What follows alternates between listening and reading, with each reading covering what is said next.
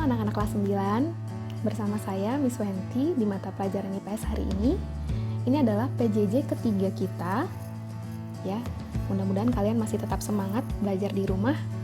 Kita masih akan membahas bab 1, yaitu interaksi antar ruang negara-negara di benua Asia dan benua lainnya. Kita akan melanjutkan bab 1 ini, dan subbab pertama yaitu masih di kondisi geografis benua Asia dan benua lainnya.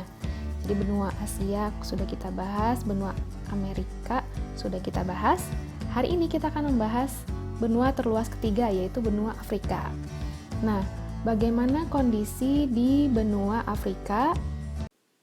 Benua Afrika dihubungkan dengan benua Asia oleh terusan Suez. Jadi dengan adanya terusan Suez ini menghubungkan benua Afrika dan benua Asia. Adapun batas-batas benua Afrika diantaranya di bagian utara itu berbatasan dengan Laut Tengah, di barat berbatasan dengan Samudra Atlantik, di selatan dan di timur berbatasan dengan Samudra Hindia, di timur laut berbatasan dengan Laut Merah. Benua Afrika itu terkenal dengan istilah a land of great diversity, di mana kenapa disebut benua Afrika sebagai a land of great diversity? Karena keberagaman struktur tanah, alam, flora, fauna, bahkan manusia dengan kebudayaannya. Jadi benua Afrika itu terkenal dengan keberagaman struktur tanah, kondisi alam, flora, fauna, bahkan manusia dengan kebudayaan-kebudayaan yang ada di benua Afrika. Ya, kalian tahu kan, di benua Afrika itu salah satu suku yang ada itu adalah suku Negro. Di mana suku bangsa Negro itu adalah suku bangsa penduduk asli Afrika. Nah, untuk kawasan benua Afrika itu terbagi menjadi 5 kawasan. Ada Afrika Barat dengan negara-negara mulai dari Benin sampai Togo, ya, kalian boleh baca sendiri. Kemudian ada kawasan juga di Afrika bagian utara, itu ada 7 negara. Kemudian kawasan benua Afrika juga dibagi lagi, ada Afrika Timur, Afrika Selatan, dan Afrika Tengah. Nah, ini pembagian negara-negaranya berdasarkan wilayah kawasan yang ada di benua Afrika. Kemudian untuk iklim, sebagian besar benua Afrika itu iklimnya iklim tropis. Nah, tapi ada juga iklim sedang. Nah, iklim sedang ini kita bisa temukan di wilayah Afrika paling utara dan selatan. Iklim sedang atau subtropis itu sudah pernah Miss jelaskan ya. Itu adalah iklim yang dimana kita bisa temukan 4 musim dalam iklim tersebut. Ada musim panas, gugur, dingin, dan semi. Nah, yang ketiga, ada juga iklim gurun. Iklim gurun ini variasi suhunya sangat ekstrim, jadi cenderung tinggi, cenderung panas ya maksudnya, dan curah hujannya rendah. Nah, untuk iklim gurun di benua Afrika itu ada di 2 wilayah, yaitu ada di Gurun Sahara dan Gurun Kalahari. Kemudian di benua Afrika itu kondisi alamnya itu kita bisa temukan pegunungan. Salah satunya ada pegunungan Atlas, ya, ini gambarnya begitu indah. Kemudian pegunungan Drakens, ini di Afrika sebelah tenggara. Di Afrika Barat kita temukannya plato. Plato itu dataran tinggi. Nah, ini ada namanya Plato Fauta Jalon. Jadi kalau di Afrika sebelah barat lautnya kita temukan pegunungan Atlas, di Afrika Barat kita bisa temukan plato. Afrika Tengah juga punya banyak plato, ini ada 6 plato. Kemudian Afrika Selatan ada plato lagi, plato Karo. Jadi banyak plato ya di benua Afrika ini. Nah, selain plato dan pegunungan, benua Afrika juga kondisi alamnya itu punya yang namanya basin. Selain basin, itu ada rift valley. Ya, basin itu kan cekungan. Kalau rift valley itu lembah. Nah,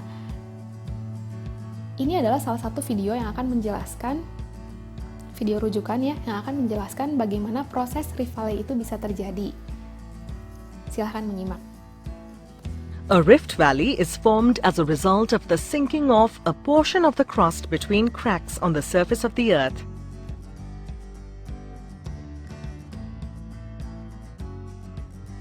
There are 3 stages in the formation of a rift valley. Stage 1. Layers of rock are subject to tension or stress.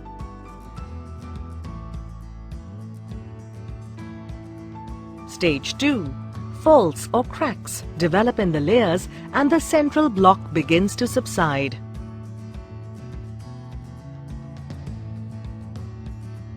Stage 3. After subsidence, a depression with steep sides is formed. This is a rift valley. The Great Rift Valley of Africa is a special physical feature of the Southern Plateau. It is a long, narrow valley formed as a result of vertical cracks that developed because of the movements within the earth. It extends for a total distance of 5,000 kilometers from Lake Malawi through the Red Sea and the Gulf of Aqaba to the Dead Sea in Jordan. Ya, itu dia tadi proses terbentuknya rift valley atau lembah. Jadi ada proses keretakan di lapisan bumi sampai akhirnya proses yang retak yang di tengah itu tuh amblas gitu ya. Dan itu disebut dengan rift valley. Yang berikutnya, di benua Afrika juga kita bisa temukan sungai. Nah, benua Afrika nih punya sungai terpanjang di dunia yang dinamakan Sungai Nil. Ya, mungkin kalian juga sering dengar ya, Sungai Nil. Nah, ini keindahan Sungai Nil nih seperti ini. Ini adalah sungai terpanjang di dunia. Kemudian untuk flora di benua Afrika, kita bisa temukan beberapa tumbuhan ya, diantaranya ada lumut, tumbuhan dedaunan hijau, tumbuhan paku, tumbuhan semak. Nah, untuk menambah wawasan kalian, tumbuhan dedaunan hijau di benua Afrika itu terkenal punya manfaat yang baik untuk kesehatan dan bisa jadi obat gitu ya. Kita buktikan, kita coba tanya Mbah Google ya. Kita pakai kata kunci daun hijau Afrika.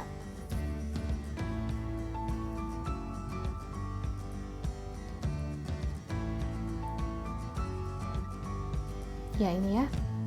Daun Afrika banyak digunakan sebagai obat diabetes alami. 5 manfaat daun Afrika untuk kesehatan yang jarang diketahui. 6 manfaat dan khasiat daun Afrika ya. Ketika kita menggunakan kata kunci daun hijau Afrika, ya keluar informasi mengenai daun Afrika itu bisa dijadikan sebagai obat dan punya banyak khasiat untuk kesehatan. Ya, jadi tumbuhan dedaunan hijau di Afrika itu punya kehebatan tersendiri, baik untuk kesehatan, bisa dijadikan obat. Nah, bagaimana fauna yang ada di benua Afrika? Dengan 3 iklim yang benua Afrika alami, iklim subtropis, iklim tropis, dan iklim gurun, benua Afrika kita bisa temukan beberapa fauna, diantaranya ada gajah, jerapah, kemudian zebra, dan singa. Ini beberapa contoh yang bisa kita temukan yang bisa tinggal di benua Afrika. Nah, fauna dan flora ini, ya beberapa contoh flora dan fauna ini itu juga dipengaruhi dengan kondisi tanah yang ada di benua Afrika, apalagi untuk flora ya. Nah, untuk jenis tanah di benua Afrika itu ada 2, yaitu ada tanah latosol dan tanah laterit. Apa bedanya? Tanah latosol itu adalah tanah yang kita bisa temukan di daerah-daerah cenderung tropis. Nah, ketika tanah latosol itu menjadi kering, jadi struktur tanahnya itu lembab, tanah latosol. Nah, ketika menjadi kering, maka tanahnya itu akan menjadi keras. Nah, itu disebut dengan tanah laterit. Jadi tanah laterit itu adalah tanah latosol yang sudah menjadi kering dan mengeras gitu. Nah, itu untuk jenis tanah di benua Afrika. Kemudian untuk jenis fauna juga sudah dijelaskan. Jadi flora dan fauna di benua Afrika itu beberapa contohnya yang bisa kita temukan di benua Afrika. Selanjutnya kita masuk ke evaluasi. Nah, hari ini Miss mengadakan game dalam bentuk teka-teki. Jadi kalian mengerjakannya di jam IPS ya.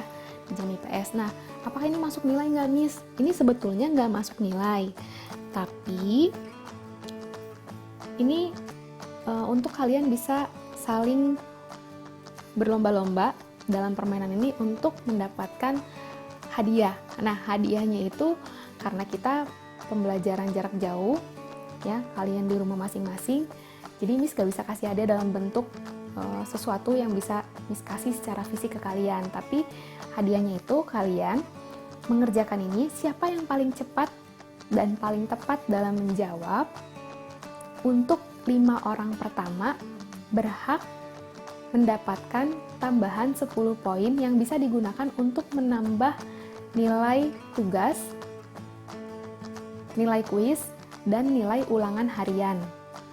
Jadi, kalian bisa dapat 10 poin kalau kalian termasuk 5 orang pertama yang mengumpulkan dan mengerjakan dengan paling cepat, paling banyak benernya gitu deh. Nah, bagaimana mengerjakan teka-tekinya? Yang pertama, nih, ini ada beberapa soal isian. Kalian jawab dulu soal isiannya. Kalian isi isian ini, lengkapi dulu. Nah, kalau sudah, jawaban isian kalian cari di kolom teka-teki. Cari di kolom teka-teki, kemudian kalian tandai.